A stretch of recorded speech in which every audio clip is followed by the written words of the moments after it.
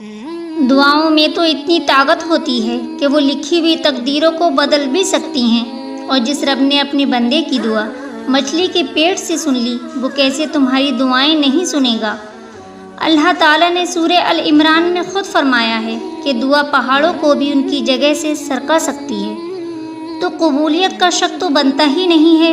کبھی کبھی تمام دروازے اس لیے بھی بند ہو جاتے ہیں کہ اللہ تقدیر بدلنے کے لیے تمہیں بھی ایک موقع دیتا ہے دعاؤں کے ذریعے، اور اللہ سن لیتا ہے انکہیں دعائیں بھی۔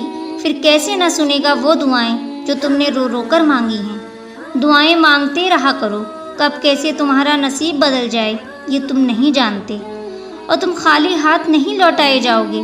اللہ تمہاری دعاؤں پر کن کہہ کر تمہاری تقدیر سنوار دے گا۔ دعاؤں سے تو بگڑی تقدیریں بھی سنور جاتی ہیں، دعاؤں سے تو کن کی منزل بھی مل جاتی ہے۔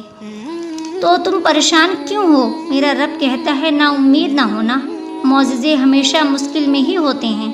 تمہاری ایک پکار پر تھام لے گا وہ تمہیں، وعدہ ہے اللہ کا، ہر مشکل کے بعد آسانی ہے، اور وہ تمہاری دعائیں وہاں تک لے جائے گا جہاں کن کے معجزے ہوتے ہیں۔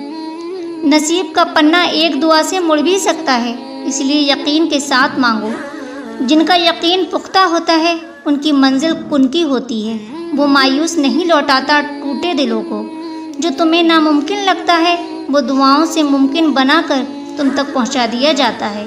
اس پر یقین اتنا مضبوط کر لو، آج نہیں تو کل، کل نہیں تو پرسوں، ان دعاؤں پر بھی کن کہے گا جو ناممکن نظر آتی ہیں۔